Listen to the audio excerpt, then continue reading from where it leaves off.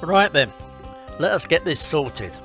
I am a grumpy old Englishman living in Thailand. I have been here long enough to see a few monsoons, that is for sure.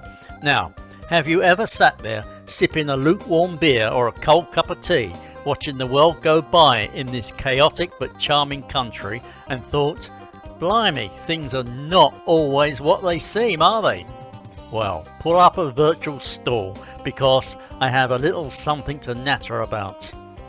It is about this whole kerfuffle of being equal or not, and why my late mother was probably right about most things. What's more, trust me, after all these years dodging tuk-tuks and deciphering Thai road signs, I have a few observations.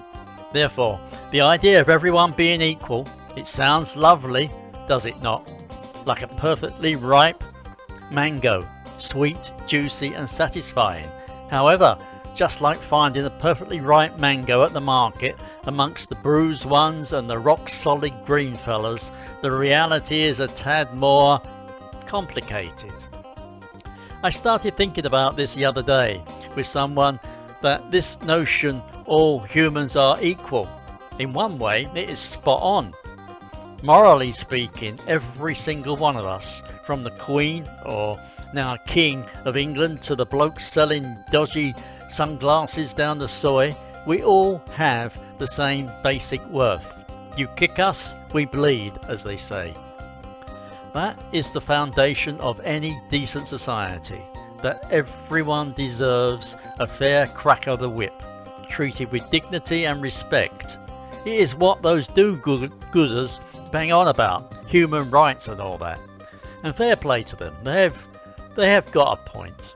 However, then you step out your front door here in Thailand, or back in Blighty for that matter, and you see it plain as day. People are about as equal as a Chihuahua is to a Great Dane. Genetically, we are a right mixed bag. Some of us are built like brick outhouses, others are more, shall we say, delicately framed.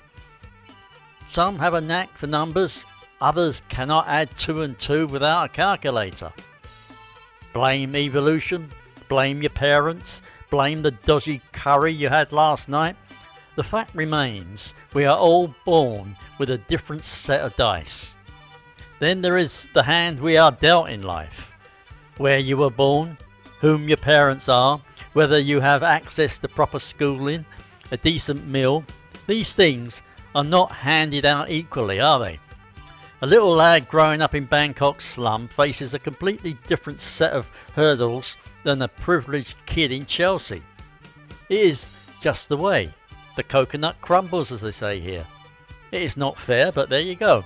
Life is a lottery, and some of us get the winning ticket while others get a coupon for a free consolation hug, which, let us be honest, does not pay the bills. On top of that, do not even get me started on the choices we make. We all have free will, supposedly. Some choose to graft, to learn, to better themselves. Others, well, they spend their days arguing about football in the local bar. Guilty as charged on occasion, mind you. Our individual paths, the decisions we make, the experiences we have, they all mould us into the unique, often slightly peculiar individuals we become. So, even if we started from a vaguely similar point, which, let us face it, we rarely do, we would end up in a completely different postcodes, metaphorically speaking. Now, this is where things get a bit interesting, and where I usually have a good old moan at the telly. There is this idea floating around that we should all have equal outcomes, that everyone should finish the race at the same time, regardless of whether they started with a pair of decent trainers or flip-flops with a broken strap. Besides that, my friends, is where the trouble starts. Do you remember those bright-eyed young engineers I was telling you about? Oh well, never mind. They were fresh out of university, degrees clutched in their sweaty palms, ready to conquer the world of structural integrity. On paper, they were all equal, same qualifications, same fancy titles. However, when it came to actually designing something that would not collapse in a stiff breeze, well, let us just say my decades of on-the-ground experience came in rather handy. They had the theoretical knowledge, the fancy equations, but they were missing the practical knowledge, the understanding of how things actually work in the real world. Treating them as equals in terms of their ability to design a bridge or whatever was, frankly, a recipe for disaster. It was not their fault, mind you. The education system had given them all the same textbooks, the same lectures, equality in its purest form. Nevertheless, what they needed was a bit of equity, perhaps more hands-on experience, more mentorship from us old dinosaurs who had seen a few things crumble and learned from it. Now, this brings me to the point that often gets my goat. People banging on about equality when what they really mean is equity.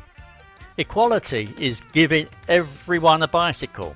Equity is giving the short bloke a bike with a lower seat, the bloke with a dodgy knee and an electric one, and maybe a bus pass to the fella who lives halfway up a mountain. It is about recognising that we all have different needs and starting points, and giving us what we need to have a fair chance. Now, here is where things take a little detour. A bit of Thai street food surprise, if you will. However, there are some religious beliefs that can make this whole equality business a bit tricky. Here in Thailand, a predominantly Buddhist country, you see a general tolerance and acceptance of others, a kind of live and let live attitude that is quite refreshing. Nevertheless, even here you will find differences in how people view the world based on their upbringing and beliefs. Back in England, with its long and complicated history of religious and cultural clashes, well, you know the story. It is a right old tapestry, is it not? In addition, some threads in that tapestry do not always sit comfortably next to each other. Nevertheless, here is the rub.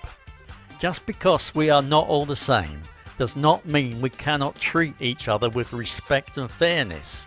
We might have different beliefs, different abilities, different heights, for crying out loud, but we can still operate on that basic principle of moral equality.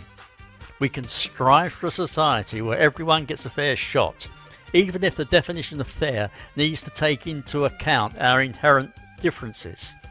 Think of it like a Thai family meal.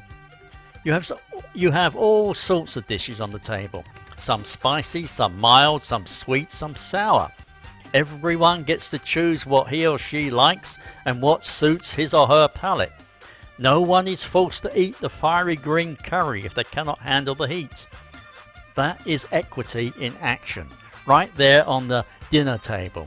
Everyone is included, everyone catered for, even though the offerings are diverse. So, what is the takeaway from all this rambling of an old codger in the tropics? Well, it is this.